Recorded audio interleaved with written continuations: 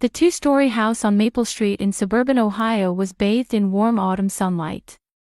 This home belonged to the Miller family.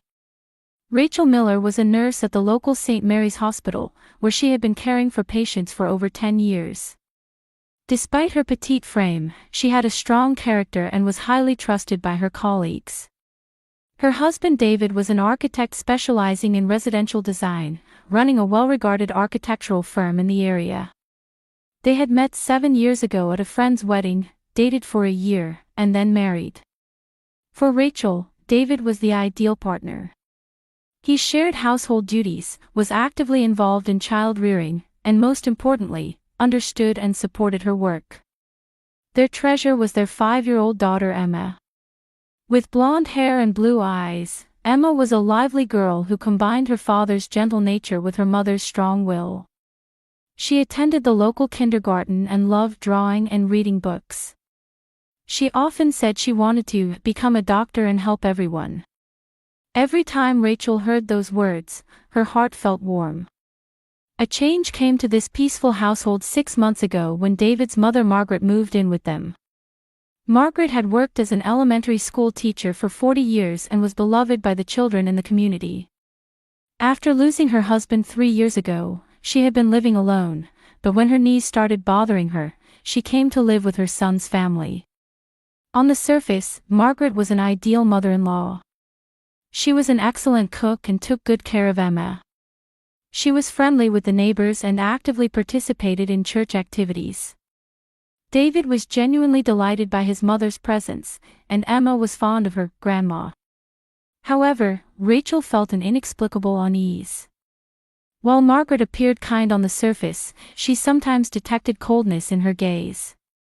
Particularly when Rachel was having intimate conversations with David or when they were spending family time together, Rachel didn't miss how Margaret's expression would momentarily cloud over. Furthermore, Margaret frequently talked about how things were better in the old days.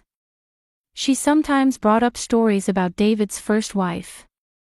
His former wife Sarah had died of illness 5 years ago, but Margaret repeatedly said, "Sarah was such a good girl." Rachel showed understanding on the surface, but internally harbored complex feelings. Margaret was especially fond of her granddaughter Emma. She bought new toys and books almost daily, carefully brushed Emma's hair, and often gave her baths. When Rachel was absent for night shifts, Margaret would take complete care of Emma. David was pleased, saying, "It's really helpful that Mother came," and Rachel was grateful too. However, recently there had been subtle changes in Emma's behavior. She wasn't as energetic as before and sometimes seemed lost in thought. The kindergarten teacher had also mentioned that she seems a little tired. Rachel, busy with work, hadn't taken her daughter's changes seriously. During this time, Rachel's work at the hospital had become particularly busy. Patient numbers increased from fall into winter, and she had more night shifts. When she came home, she was exhausted and often couldn't spend enough time with her family. Margaret's presence was certainly helpful during such times. However, Rachel also felt anxiety that she was gradually losing her role in the household. David hadn't noticed his wife's anxiety. He thought that having his mother there reduced the household burden and allowed him to support his wife's career. To him, his mother was simply a normal woman who loved her son, and there was no reason to doubt her. The seemingly peaceful daily life of the Miller family was actually balanced on a delicate equilibrium.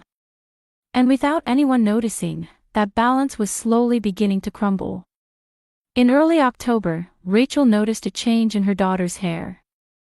Emma's blonde hair, which usually shone brilliantly, somehow looked dry and brittle.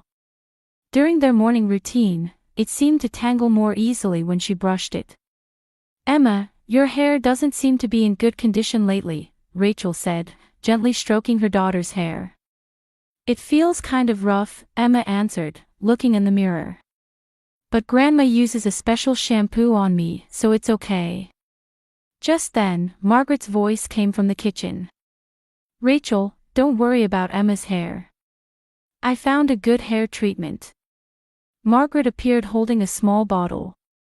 The product had an expensive-looking label from a brand Rachel had never seen. This is a special treatment for children. My friend who's a hairdresser recommended it. I think it will suit Emma's hair type, Margaret explained with a confident expression. Rachel took the bottle and tried to read the ingredient list, but the text was too small to read easily. Thank you, Margaret. But before using it on a child's hair, could I look into it a bit more? Of course. But my friend has been a professional hairdresser for 40 years. She's trustworthy, Margaret's voice carried a slight tone of displeasure. That evening, Rachel was working the night shift. Before leaving home, she asked David and Margaret to take care of Emma. Recently, such night shifts had been increasing. The hospital was facing a serious nursing shortage, and experienced staff like Rachel were being given more responsibilities. The next morning when she returned home, Emma had already left for kindergarten. While cleaning up from breakfast, Margaret reported, "Last night Emma and I had a nice long bath together. When I used that treatment, her hair became very smooth." Rachel felt relieved. Thanks to Margaret's care, her daughter's hair problem seemed to be resolving. For her, exhausted from work, her mother-in-law's help was truly appreciated. However, a few days later, Emma said something strange. "Mama, Grandma's shampoo smells funny." Rachel became worried, but just then she received an emergency call from the hospital. A patient's condition had suddenly deteriorated, and she had to rush there immediately. "I'll check it later," she told Emma and hurried out of the house. However, she had to stay at the hospital late that night too, and when she returned home, Emma was already asleep. Margaret told her, "I gave her a bath tonight too, so don't worry." While Rachel expressed her gratitude, she felt somehow unsettled. On the weekend, Rachel was finally able to spend time alone with Emma. When she tried to take a bath with her daughter, Emma showed a slightly hesitant expression. "What's wrong, Emma?" "Grandma said that since Mama is tired from work, she would give me baths." Rachel felt conflicted.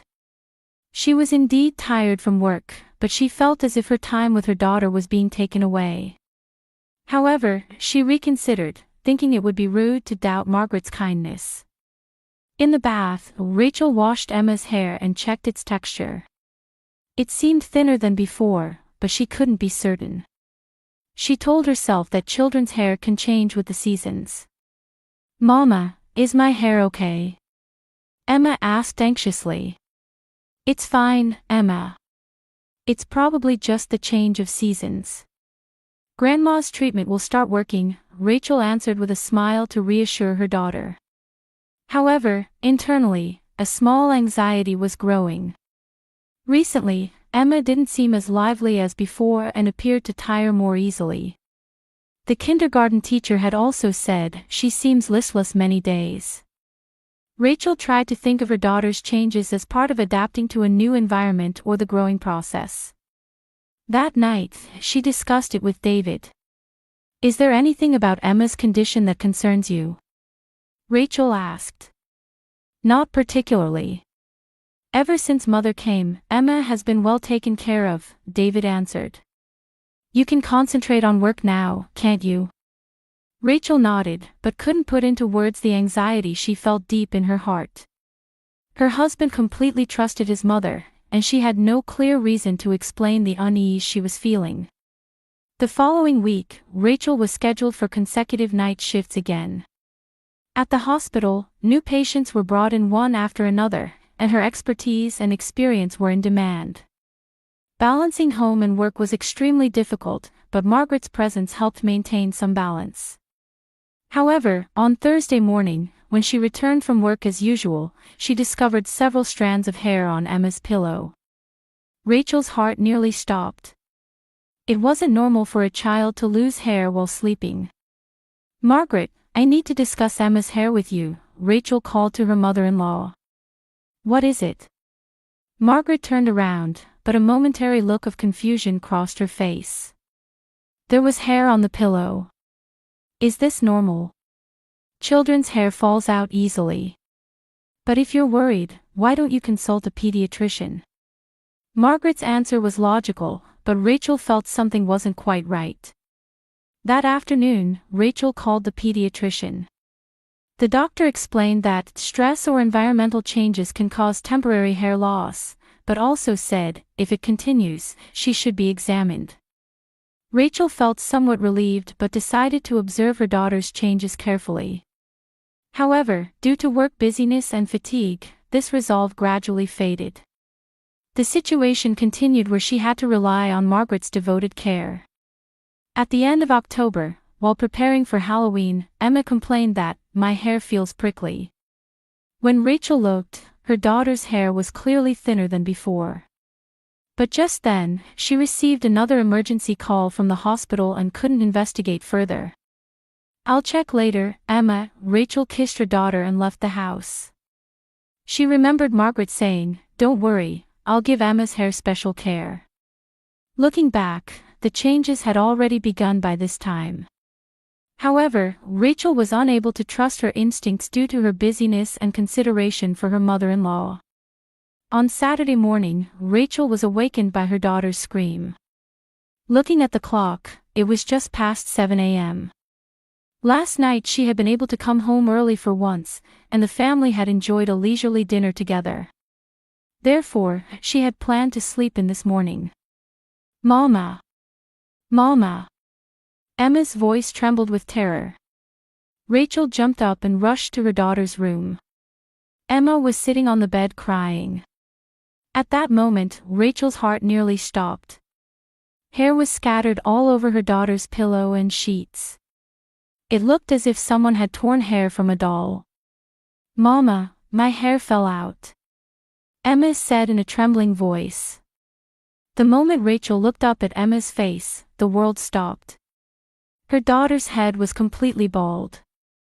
The hair that had definitely been there last night was gone without a single strand remaining. Emma's blue eyes were filled with tears, and her small face was distorted with fear. "Emma, it's okay," Rachel embraced her daughter with trembling hands. However, she herself was in a state of panic. As a nurse, she had seen many patients, but she had never heard of a healthy 5-year-old child completely losing all hair overnight. "Does it hurt? Is there any pain anywhere?" Rachel carefully examined her daughter's scalp. There was no redness or swelling, no signs of trauma. But that made it even more eerie. David, who had been sleeping in the next room, also rushed over upon hearing the commotion. He started to say, "What happened?" but lost his words when he saw Emma. "We need to go to the hospital immediately," Rachel said to her husband. "This is an emergency." Margaret also came upstairs from downstairs. She entered the room asking, "What's wrong?" and showed a shocked expression when she saw Emma. "Oh my, what a terrible thing. Poor Emma." 30 minutes later, the Miller family was in the emergency room at St. Mary's Hospital. Rachel found herself having her daughter examined by colleagues at the hospital where she also worked. Emma huddled on Rachel's lap. Although she had a towel wrapped around her head, she seemed bothered by the stares of people around her. Dr. Anderson, the pediatrician on duty, examined Emma. He was also Rachel's colleague and a trustworthy doctor. "When did you first notice abnormalities with her hair?" Dr. Anderson began a detailed interview. "I thought her hair had been dry for the past few weeks. But I never imagined this would happen," Rachel answered. "Last night everything was normal. When she woke up this morning, she was in this condition." The doctor carefully observed Emma's scalp and examined it thoroughly using a magnifying glass. There are no signs of inflammation or infection on the scalp. The hair follicles don't appear to be damaged either. "Then why did this happen?" David asked anxiously. "There are several possibilities," Dr. Anderson explained carefully. "Stress-related alopecia, autoimmune disease, infection, and there's also the possibility of chemical-induced hair loss." "Chemicals?" Rachel repeated. "Yes. When exposed to strong chemical agents, this kind of sudden hair loss can occur. We need to do blood tests and hair analysis." While waiting for blood test results, Emma rested in the pediatric ward. Rachel sat by her daughter's bedside, holding her small hand. Emma was sleeping from exhaustion, but occasionally stirred restlessly as if having nightmares. 2 hours later, Dr. Anderson returned. His expression was serious. The blood test results show traces of toxic substances. Specifically, traces of chemicals used in hair removal products. Rachel and David looked at each other. Hair removal products? We don't have anything like that at home, David declared. However, Emma has definitely been exposed to these substances. Continuously and in large amounts, the doctor continued in a serious tone. Such chemicals are usually mixed into shampoos or treatments. Rachel remembered Emma's words. Grandma's shampoo smells funny. Why hadn't she taken her daughter's complaint seriously? I recommend having all toiletries in the house tested, Dr. Anderson continued. And when there's a possibility of intentional poisoning like this, reporting to the police should also be considered. Police? David was shocked. Surely no one would deliberately. Unfortunately, accidental exposure to this amount of hair removal chemicals is unlikely. The doctor's words confronted the family with a heavy reality. On the drive home from the hospital, the car was enveloped in heavy silence. Emma was sleeping in the back seat, and Rachel and David didn't know what to say. Who would do this, and why?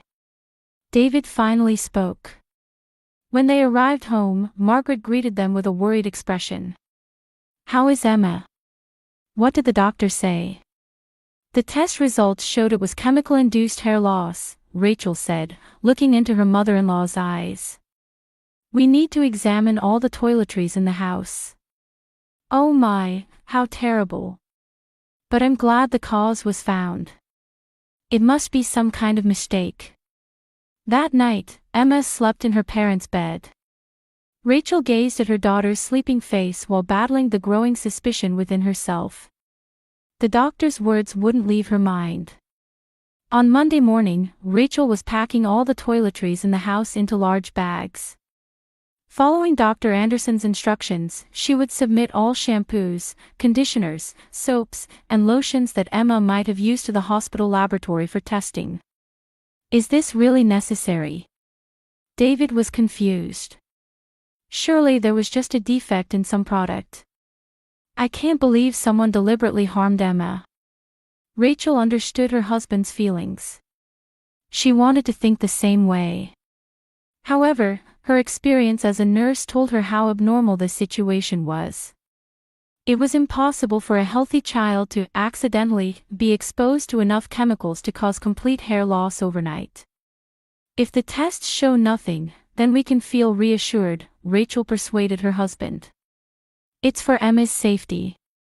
Margaret was up earlier than usual that morning. While preparing breakfast in the kitchen, she occasionally showed an anxious expression. When will the test results be available? She asked. They said it would take 3 to 4 days, Rachel answered.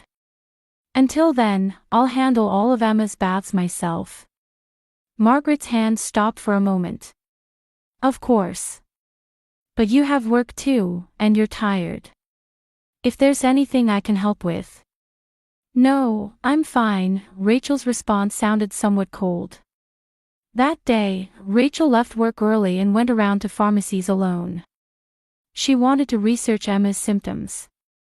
At the third pharmacy, she learned a shocking fact. I'd like to check purchase records for hair removal cream, Rachel consulted with the pharmacist.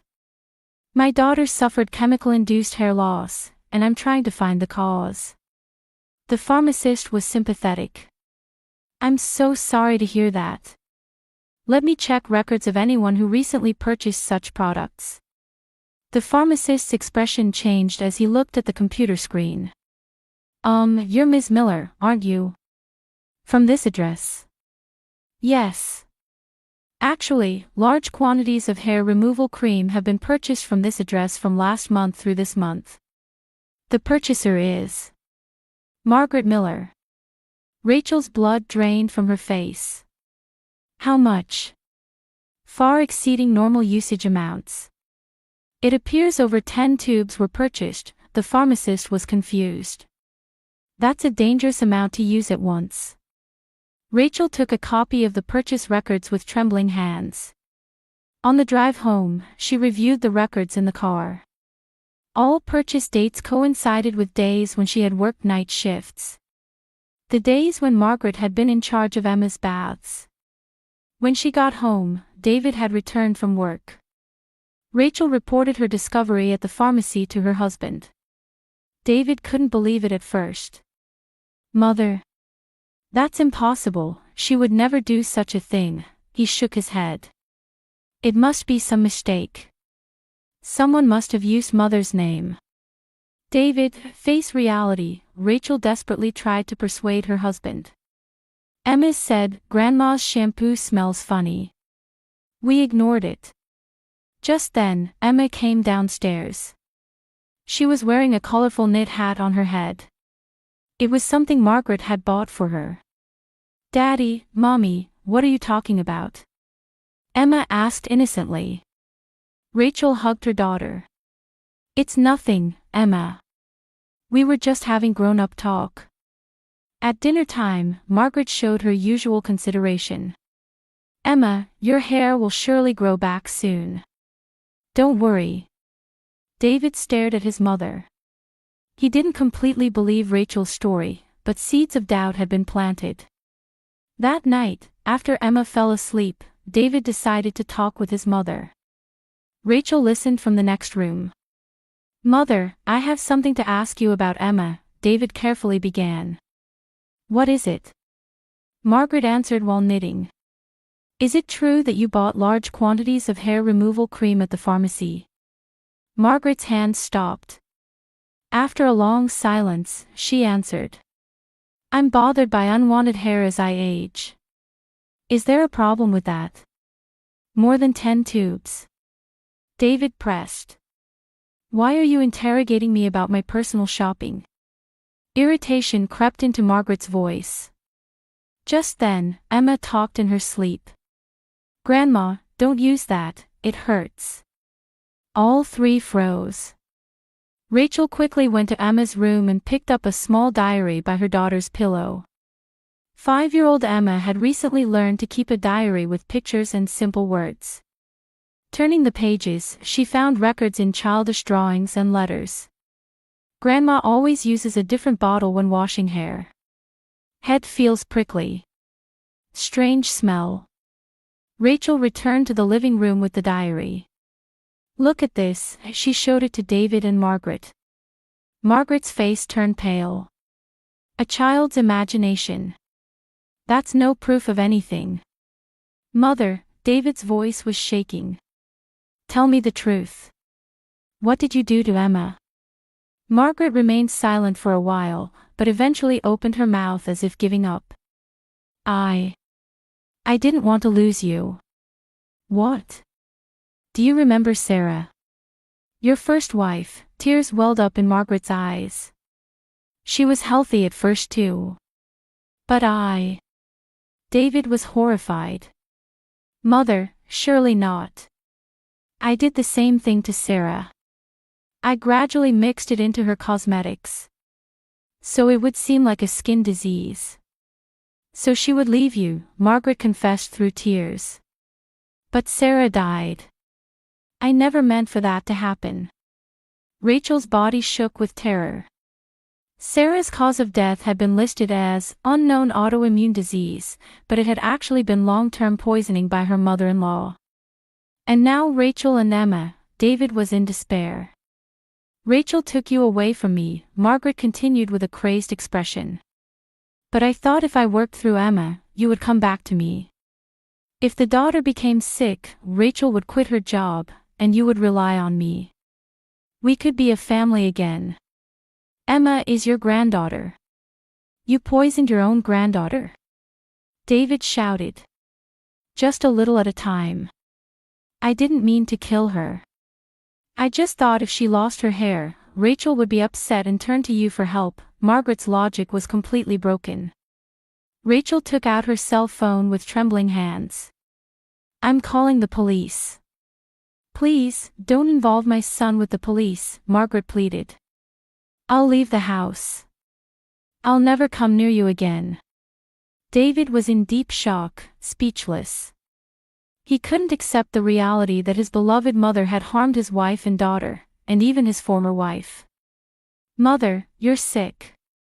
You need treatment, he finally spoke. But you need to leave the house right now. Emma's safety is the top priority. That night, Margaret packed her belongings and left the house. 1 year later in the fall, Emma's hair was slowly beginning to grow back. It was still short, but it had regained a healthy shine. Standing in front of the mirror, stroking her hair, she asked, "Mama, is my hair getting prettier?" "Very pretty, Emma," Rachel hugged her daughter. "You're really a strong girl." After leaving the house, Margaret had moved to a senior apartment. David had considered putting his mother in a facility, but first chose separation. Margaret began receiving counseling from a psychiatrist and was making efforts to confront her behavior. During the first few months, David suffered from deep guilt. He continued to blame himself for not noticing his mother's abnormal behavior and for putting his wife and daughter in danger. Rachel supported her husband while they also attended family therapy. The counselor repeatedly said, "You're not responsible," but David's emotional wounds were deep. For Rachel too, completely forgiving Margaret was difficult. The act of harming her beloved daughter could never be forgotten. However, as time passed, she came to understand that Margaret was also a victim of pathological love. Her obsession with her son had grown from loneliness and anxiety. Emma showed remarkable resilience. Initially she suffered from trauma, but gradually regained her energy through her parents' love and appropriate counseling. She sometimes asked, "Why did Grandma do bad things?" but Rachel and David explained carefully according to her age level. 6 months later, a letter of apology arrived from Margaret. It contained deep regret for her actions and reflection on expressing her love for the family in the wrong way. The words, "I loved Emma and Rachel, but I expressed that love in the wrong way. Fear of losing my son drove me mad," were particularly striking. After long deliberation, David decided to allow supervised visits. Once a month, under a counselor's supervision, they would meet with Margaret for short periods. At the first visit, Margaret bowed deeply to Emma. "Emma, Grandma did something truly terrible. I don't expect to be forgiven. But I want to apologize from my heart." Emma was initially confused but asked, "Grandma was sick, right? Are you better now?" At that pure question, Margaret shed tears. Rachel didn't attend the visits but watched the attempts to gradually rebuild the relationship. It might be impossible to completely restore trust, but it might be possible to maintain a minimal relationship as family. On Christmas morning, 3 place settings were arranged on the Miller family's dining table. Emma was wearing a new headband and happily eating pancakes. Since her hair was still short, she had learned to decorate herself cutely with accessories. "By this time next year, your hair will be long too," Rachel said, and Emma nodded with a smile. David looked at his wife and daughter while thinking about the true meaning of family. He had learned that family wasn't just about blood relations, but about relationships where people respect each other and nurture healthy love. His mother's distorted love had nearly destroyed the family. However, through that experience, they were able to build true bonds. "Daddy, what are we doing today?" Emma asked. "Shall we build a snowman with you?" David answered. "Mama too." The 3 of them took hands and went outside. In the snowy garden, they began creating new memories. The wounds of the past might never completely heal, but they had found the strength to continue walking toward the future. They deeply understood that family begins with expressing love in healthy ways and respecting each other's boundaries.